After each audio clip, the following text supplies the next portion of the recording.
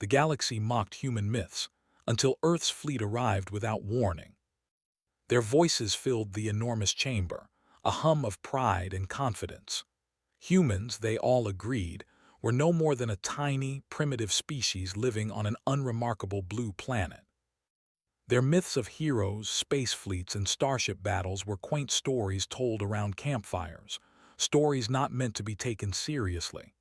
Kale, a young alien scholar from the distant system of V-Rin, frowned. Unlike most delegates, he did not laugh at the human legends. Something in the old myths had always seemed different. In the tales, humans were clever, persistent, and remarkably adaptable. Kale had spent years studying the signals from the outer rim of the Milky Way, and something about the patterns he discovered did not match the usual cosmic noise. The strange energy pulses seemed deliberate, precise, and far too organized to be natural. "You're reading too much into it," his mentor Talon had said. "Humans are storytellers, nothing more. They have no ships capable of leaving their system and certainly no fleet. We have cataloged every energy signature within 100 light-years. There is nothing." Yet Kale could not ignore what he had seen. Every pulse seemed to line up with the locations described in human myths: distant planets, hidden asteroid fields, and even the coordinates of abandoned starports. Meanwhile, on Earth, life continued almost as usual. Cities gleamed under the soft sun, satellites orbited silently, and people went about their lives.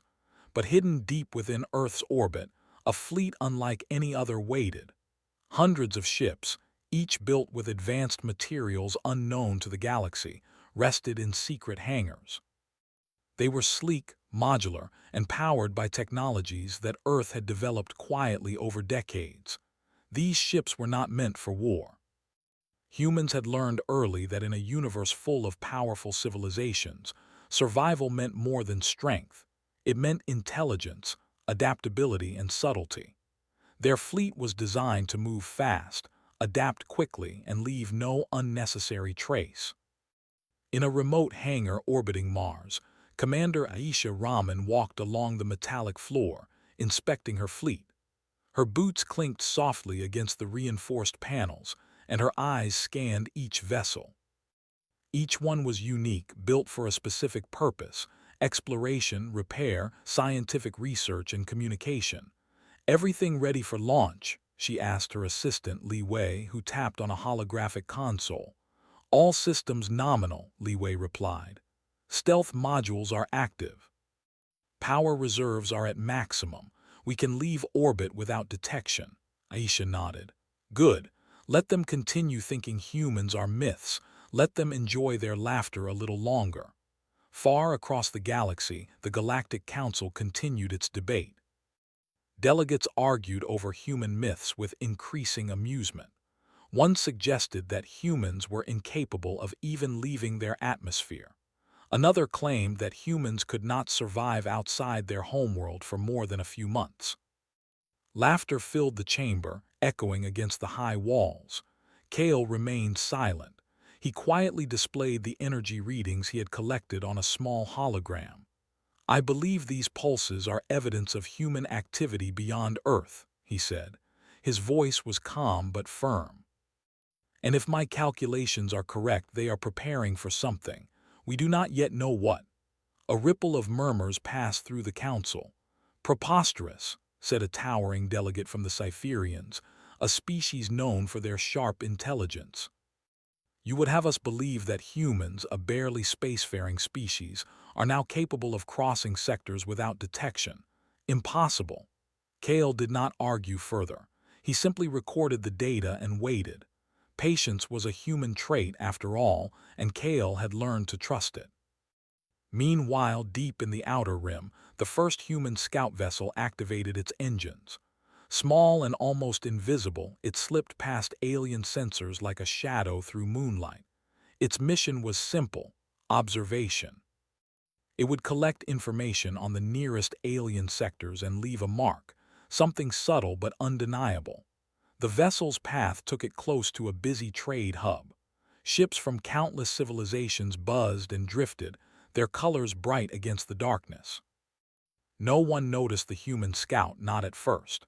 Then, almost suddenly, the ship executed a maneuver that seemed impossible.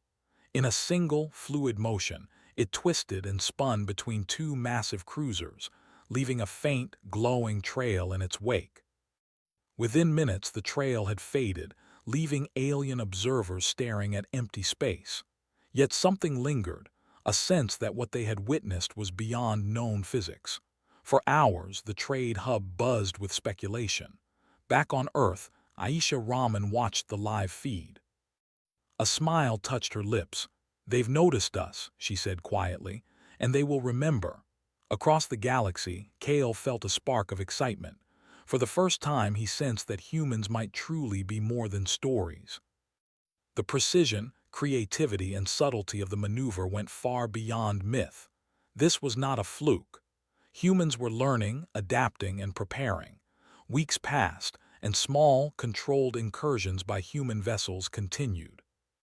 Every action was carefully planned. A probe that altered the orbit of a small asteroid without causing damage. A ship that repaired a derelict station in hours. A tiny drone that translated dozens of alien languages simultaneously. Each demonstration was designed to show intelligence, not aggression, to leave an impression that could not be ignored. Delegates of the Galactic Council began to whisper. "Could it be true?" asked a young alien from the Andari sector. Could humans really be capable of such precision? Kale leaned forward in his chair, his eyes bright. "It is not just capability," he said. "It is creativity. Humans solve problems in ways we cannot predict. They are not bound by what we call impossible." The other delegates shook their heads. Some refused to believe, but others could not deny the evidence. Even the Cypherians, proud of their centuries of knowledge, had to admit that these demonstrations challenged everything they knew. On Earth, the fleet prepared for its next step. The humans knew the galaxy would eventually notice them, and when that time came, they wanted to be ready.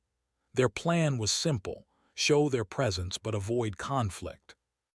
Teach the galaxy that humans were not to be dismissed, not through violence but through ingenuity. In the observation deck of the largest ship, Aisha stood with her eyes on the stars. "We are myths to them," she said softly, "legends to laugh at. But soon that laughter will turn into awe." Li Wei glanced at her. "Do you think they are ready for what comes next?" "They will not have a choice," Aisha replied. "We are humans, and humans do not wait for permission." Meanwhile, Kale's research led him to a startling discovery. The pulses from the outer rim were growing stronger, more frequent, and increasingly coordinated. Whoever, or whatever, was sending them was not acting randomly. They were following a plan. Kale realized with a thrill that the humans were on the verge of revealing themselves. That revelation spread quietly through the council. Speculation ran wild. Was it a trick? A new type of energy phenomenon? Or could humans truly be capable of what the myths had promised? As the story spread through the galaxy, the myths began to take on a new life. No longer were humans mere storytellers or dreamers. They were becoming a presence that could not be ignored, a species that combined creativity, adaptability, and intelligence in ways that other civilizations had never imagined. Back on Earth, the fleet rested in silent readiness.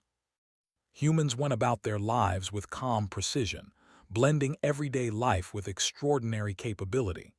Children played under the sun, scientists studied distant stars, engineers perfected their ships. And yet beneath the surface, humans were preparing to step into a larger stage. And somewhere in the outer rim, Kale watched the signals pulse in perfect rhythm. He whispered to himself, "The humans are real, and they are coming." The stars remained quiet that night, but a new kind of tension rippled through the galaxy. Laughter was fading, curiosity was growing. And for the first time, the legends of Earth seemed less like stories and more like warnings of the brilliance to come. The galaxy was busy as usual. Trade routes shimmered with ships of every shape and color. alien civilizations bustled in their orbital cities, sending messages and cargo across countless systems. But for the first time in centuries, a whisper of curiosity passed among them. It started with a single signal. A human scout vessel, small and nearly invisible, passed through the edge of a busy trade hub. The aliens watching were initially uninterested. Humans had always been myths, and the story of a small scout slipping past them seemed impossible, but dismissible. Then the unexpected happened. The tiny ship, moving in ways no one had thought possible, left a trail of precision light pulses in its wake. These pulses formed patterns, symbols, and coordinates that seemed deliberately calculated. They were harmless, but undeniably intelligent. At the Galactic Council, Kale's eyes widened. "It is happening," he murmured. "They are ready." Most delegates ignored him. They were too busy laughing at old human stories to pay attention, but Kale had already forwarded the readings to a few trusted colleagues. Slowly, the chatter changed. What had been mockery became confusion. Thousands of light years away, Earth's fleet prepared for the next step. Commander Aisha Rahman stood on the bridge of the largest ship, her gaze fixed on the stars beyond. Hundreds of ships orbited silently, waiting, hidden by the fleet's advanced stealth systems. "All ships report ready," Li Wei said, his fingers dancing over the console. "Stealth modules engaged, navigation synchronized, energy reserves optimal." Aisha nodded. "We show them capability, not aggression, precision over force. They need to understand who we are before we speak." The plan was simple. Humans would reveal themselves, but only through demonstrations of ingenuity and intelligence. No weapons would fire. No lives would be threatened. Every move would be a statement of who they were: clever, adaptable, and capable. The first demonstration occurred near the largest trade hub in the sector, a sprawling network of platforms, stations, and vessels. Humans entered undetected, slipping past the sophisticated alien sensors as if they were shadows. Observers panicked at first. Unknown ships moving silently, changing speed and direction impossibly fast, appeared out of nowhere. But the humans did not attack. They merely moved, danced even among the alien vessels. One human ship, small and sleek, extended a series of probes toward a derelict station on the edge of the hub. In hours, the station was repaired. Its lights flickered back to life, and automated systems hummed. No alien crew had touched it. The work was flawless, precise, and inexplicably fast. News spread quickly. Across the galaxy, alien traders, scientists, and diplomats shared recordings and signals. "What are these humans capable of?" whispered one. "We thought they were myths," said another. "But this is beyond our understanding." Then came the second demonstration. A human vessel approached a rogue comet threatening to drift into a populated system. Without hesitation, engineers on board deployed small modules that nudged the comet safely out of its path. Observers watched in amazement as a natural disaster was prevented in minutes. "Impossible," said a Cypherian delegate. "No species could act with such speed, precision, and foresight." Kale nodded slowly. He had long suspected this. Humans were more than myths. They were problem solvers, thinkers, creators. Their advantage was not strength or numbers, but adaptability and intelligence. Earth's fleet did not stop at demonstrations. They began communication attempts, broadcasting messages in multiple languages, some of which had been unknown to the galaxy until humans translated and understood them. "We are humans," the message said simply. "We come in peace. We do not intend harm. We wish only to meet, learn, and share knowledge." The galaxy held its breath. Some factions dismissed it as trickery. Others, curious, responded cautiously. The humans answered in turn, sending information about themselves, their technology, and their intentions. Every exchange was precise, polite, and carefully considered. In one demonstration, human scientists on board a research vessel translated dozens of alien languages simultaneously. creating a universal protocol for communication. Delegates who had spent centuries arguing over misunderstandings watched in stunned silence. Humans had solved in hours what their civilizations had struggled with for centuries. The aliens could not deny the evidence. Humans were fast learners, adaptive, and clever. They could improvise solutions to problems others thought unsolvable. They were persistent, creative, and, above all, intelligent.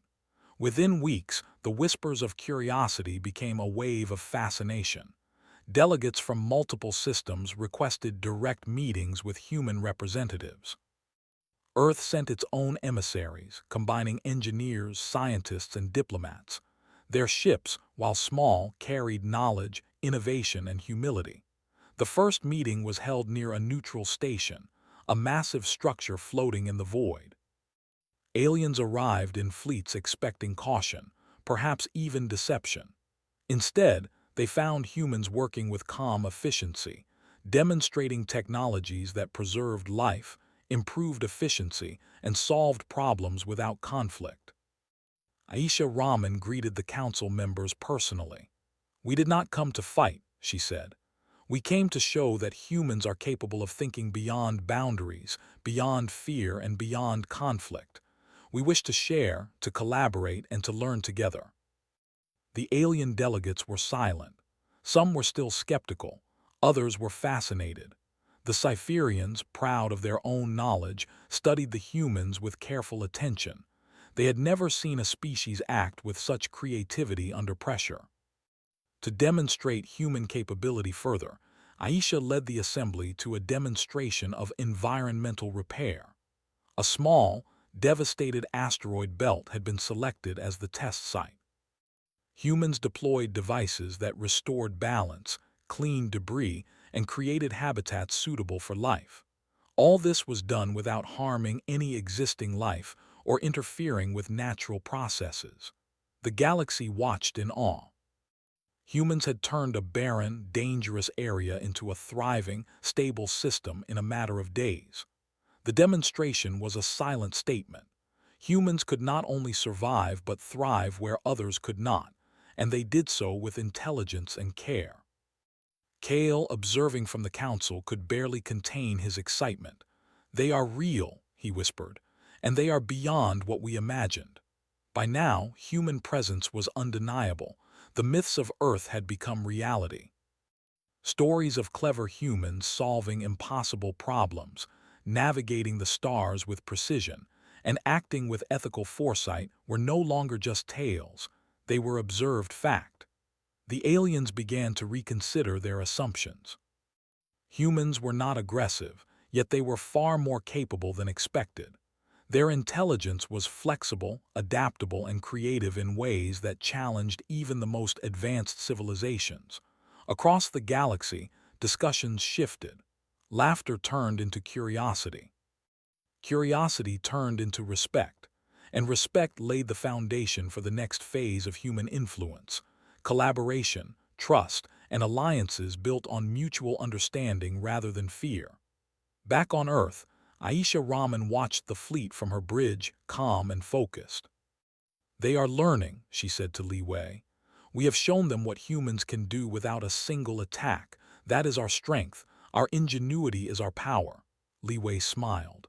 "And they are finally starting to understand it." "Yes," Aisha replied, "but they will never truly grasp it until they see what humans can accomplish together." The fleet remained in orbit, a silent presence that no one could ignore. Humans had shown their hand, but they had done so with intelligence, not aggression. Every demonstration, every message, every solution they presented was a testament to human creativity and adaptability. In the coming weeks, alien scientists, engineers, and diplomats visited Earth and human fleets. They observed, questioned, and learned. Humans demonstrated technologies that combined sustainability, efficiency, and elegance. They solved disputes between alien factions using logic and insight rather than force. They built structures, repaired stations, and created networks of cooperation. The galaxy began to see humans not as myths, but as a species to be reckoned with in a new way, not through war, but through intelligence, creativity, and ethical action. Kale's research finally confirmed what he had long suspected. Humans were not just stories. They were an extraordinary species, capable of challenging the assumptions of civilizations millions of years older. Their creativity, problem-solving, and adaptability made them a force unlike any other, not in violence but in brilliance. By the end of Part 2, the galaxy was buzzing. Whispers of awe spread across star systems. Humans had arrived, and they had done so without firing a single shot. The myths of Earth had turned into reality, and the galaxy would never see humans the same way again. And somewhere deep in the outer rim, Aisha and her fleet watched silently. Their message had been received. Curiosity had turned into respect. And the next step, the step where humans fully revealed their potential, was only a matter of time. The galaxy had finally learned one undeniable truth: humans were no longer myths. They were real, and they were capable of wonders no one had imagined. The galaxy had changed. No one laughed at human myths anymore. No one dismissed the stories of Earth as childish tales. Across countless star systems, whispers of awe and curiosity spread. Delegates, scientists, and traders alike shared reports of humans solving impossible problems, repairing derelict stations, and even preventing disasters without ever firing a weapon. Kale, the young alien scholar from the Viren system, floated quietly in the observation chamber of the Galactic Council. He had spent months watching humans reveal themselves piece by piece, demonstrating intelligence and creativity the galaxy had never expected. Now he was certain humans were extraordinary. They are beyond our imagination, Kale whispered to himself, not through force but through brilliance. Earth's fleet, now a known presence in multiple sectors, prepared for the next phase of their plan. Commander Aisha Rahman stood on the bridge of the largest ship, her gaze fixed on a cluster of alien delegates who had requested a meeting. These were leaders from some of the most advanced civilizations in the galaxy: Cypherians, Andari, and several other systems who had once scoffed at human myths. "We do not come to dominate," Aisha said as the meeting began. "We come to share, to collaborate, to learn together." The alien delegates listened cautiously. Many had expected arrogance or pride. Instead, they found humans calm, intelligent, and respectful. Their words were precise. Their actions reflected patience and understanding. A young Andari diplomat finally spoke. "You have shown remarkable abilities. Your species solves problems faster than we thought possible, and yet you do not use violence." "Why?" Aisha smiled. "Because we understand that strength is not measured by destruction. It is measured by intelligence, creativity, and the ability to solve problems without harming others. That is how humans survive and thrive." Across the galaxy, humans continued to demonstrate their capabilities. In one system, a group of planets had been experiencing environmental instability due to rogue asteroids. Humans arrived, deploying a network of devices that redirected the asteroids safely while simultaneously restoring planetary balance. The planet's ecosystem stabilized within weeks. Alien scientists observed in disbelief. No species had ever accomplished such a feat so quickly and precisely. In another sector, humans assisted in repairing a fractured communications network between several civilizations. Aliens had struggled for decades to establish an efficient system, but humans implemented a solution in days, translating languages, protocols, and signals with ease. They did not take credit. They only taught and demonstrated. Kale watched all of this unfold, amazed. He had expected humans to be clever, but their patience, creativity, and ethical intelligence went far beyond his calculations. Humans did not rush.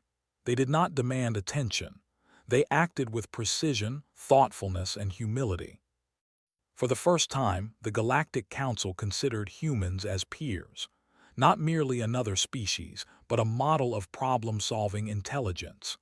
Delegates began to send representatives to Earth to visit the fleet and to learn directly from humans. When alien leaders arrived on Earth, they found a society that blended simplicity and sophistication. Cities gleamed with advanced technology, yet humans maintained balance with nature. Transportation, energy, and communication systems were all efficient, sustainable, and elegant. Visitors were shown laboratories where engineers designed ships capable of adapting in real time, or satellites that repaired themselves automatically. Humans explained their methods, shared their knowledge, and listened to alien questions patiently.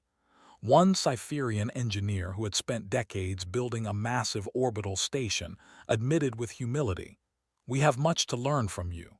Your approach is different, creative, adaptive, inspiring." Humans only smiled. That was the point.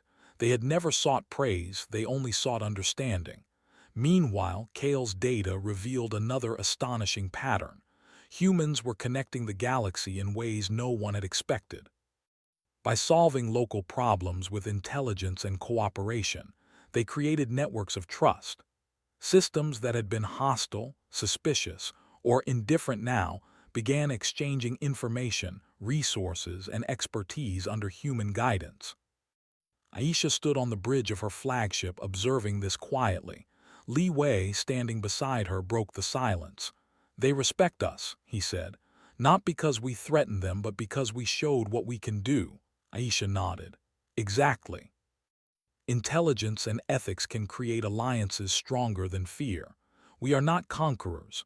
We are problem solvers. That is the human advantage." In one remarkable instance, humans mediated a conflict between two alien civilizations that had been at odds for centuries over a shared resource. Humans proposed a solution based on logic, mutual benefit, and efficiency. The aliens, skeptical at first, agreed. Within weeks, the conflict was resolved peacefully. Kale noted the event in his reports, his excitement barely contained. Humans were not just clever, they were catalysts for cooperation. Word spread rapidly. Across the galaxy, civilizations began to see Earth not as a myth, not as a curiosity, but as a beacon of intelligence, creativity, and ethical problem-solving. Humans were not only capable of survival, they were capable of improving life for countless others. Even the skeptics could no longer deny the evidence. The Cypherians, once proud and dismissive, now regarded humans with respect. The Andari, who had questioned every step, now sought advice from human engineers. Kale, once alone in his belief, became a key intermediary, helping civilizations understand human methods and intentions. Through it all, humans remained calm and steady. They did not boast. They did not flaunt power.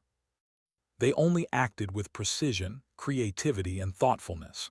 And then came the final demonstration, a symbolic one. A massive derelict station, abandoned for centuries, was repaired and transformed into a neutral hub for all civilizations. Humans coordinated the effort, using engineers, drones, and adaptive technology to restore the station to full functionality. Aliens watched in awe as humans not only repaired the structure but improved it, adding systems for research, communication, and safety that no single civilization could have imagined alone. "This is incredible," whispered one alien delegate.